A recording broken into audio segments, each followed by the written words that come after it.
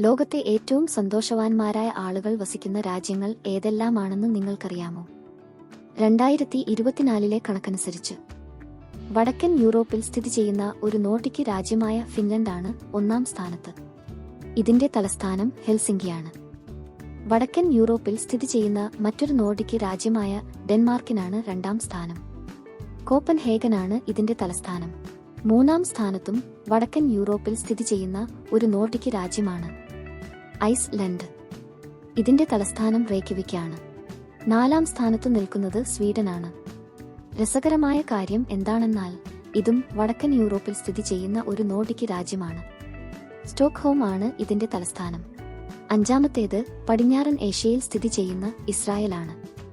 ഇതിന്റെ തലസ്ഥാനമാണ് ജെറുസലേം.